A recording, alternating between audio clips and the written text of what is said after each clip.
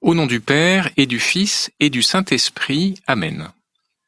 Mon Seigneur et mon Dieu, je crois fermement que tu es ici, que tu me vois, que tu m'entends. Je t'adore avec profonde révérence. Je te demande le pardon de mes péchés et la grâce de faire avec profit ce moment de prière. Ma Mère Immaculée, Saint Joseph, mon Père et Seigneur, mon ange gardien, intercédez pour moi.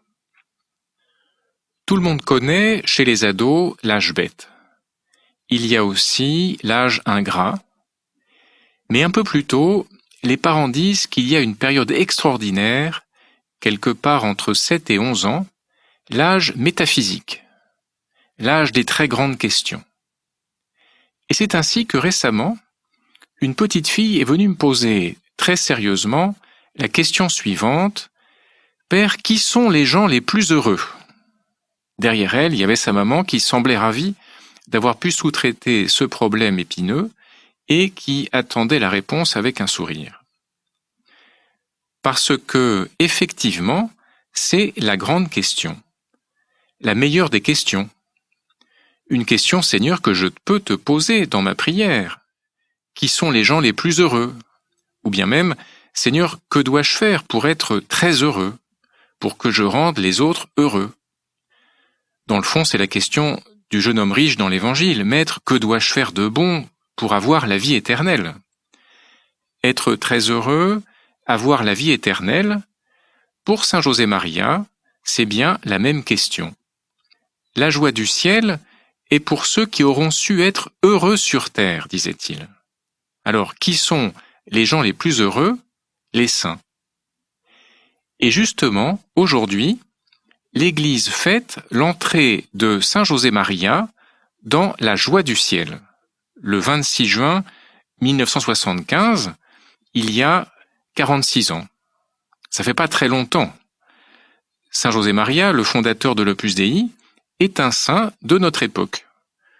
Beaucoup de gens qui ont vécu avec lui sont encore vivants. Et c'est toujours impressionnant, le témoignage de quelqu'un qui a vécu avec un saint. Ça aide à réaliser que la sainteté n'est pas toujours ce qu'on croit, c'est-à-dire que c'est peut-être plus joyeux et plus attirant que l'idée qu'on s'en fait. Et dans le fond, c'est logique, puisque le Saint Seigneur, c'est celui qui t'a suivi de près. Il n'est guère facile d'être saint, mais ce n'est pas non plus très difficile, disait Saint José Maria. Être saint, c'est être un bon chrétien, c'est ressembler au Christ. Te ressembler, Seigneur. Et pour ça, nous apprenons à te connaître grâce à l'Évangile, parce que c'est en te connaissant qu'on peut t'aimer, car on n'aime que ce qu'on connaît. Et surtout, on n'imite que ce qu'on aime. Et c'est bien ce dont il s'agit dans la vie chrétienne, suivre le Christ. Les gens les plus heureux, ce sont donc les saints, ceux qui ont pris conscience de l'amour de Dieu pour eux et qui ont su l'aimer en retour.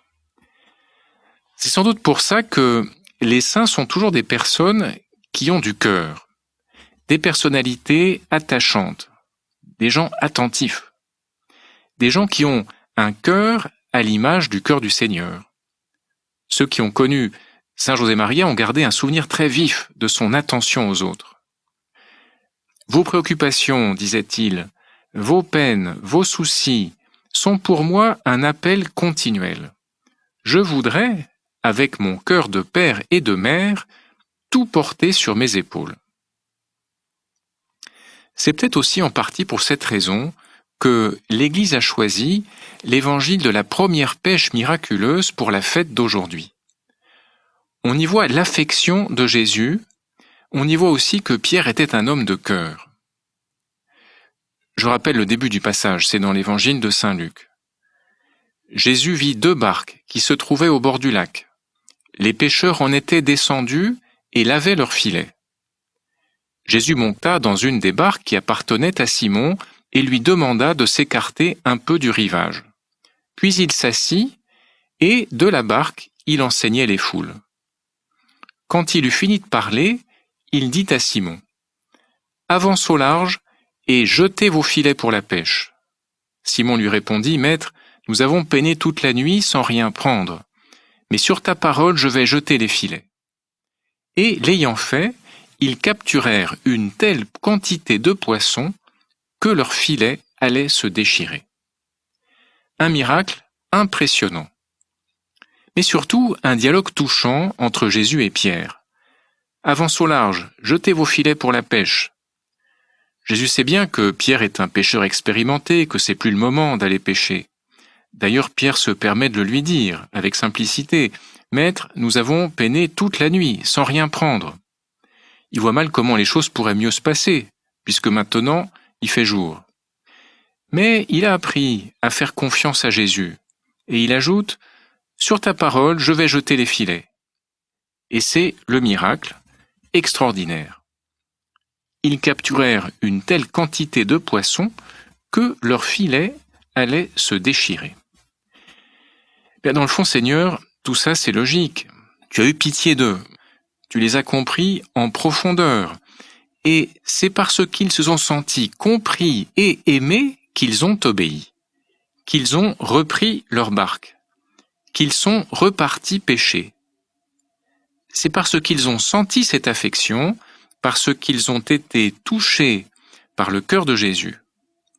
Bien sûr, Jésus connaissait leur capacité de travail, leur engagement, mais on voit bien que c'est l'affection qui est décisive.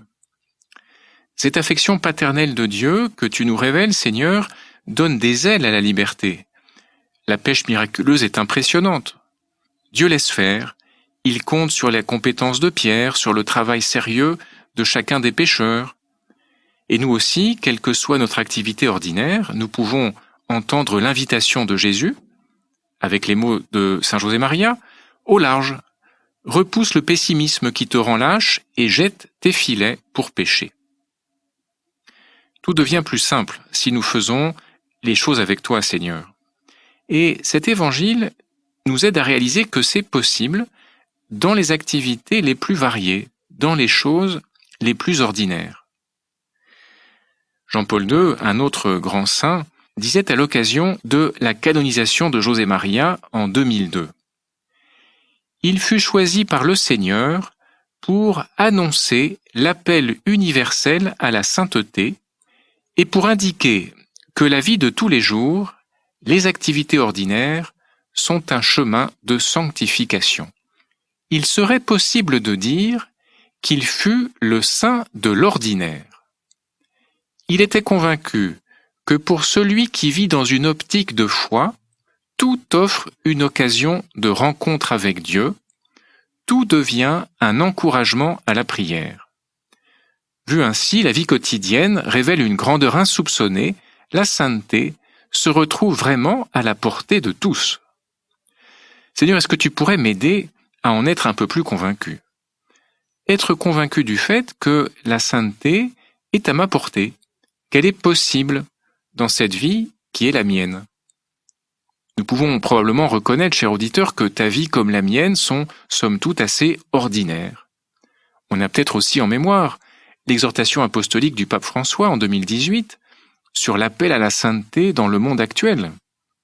Il y a un paragraphe qui a pour titre « Les saints de la porte d'à côté ». C'est la même idée. Le pape François parle de sainteté dans des vies très normales. On a ici la réponse à la question que posait la petite fille. Ce sont ces saints de la porte d'à côté, ces saints de l'ordinaire, qui ont été les plus heureux sur la terre et qui sont maintenant très heureux au ciel.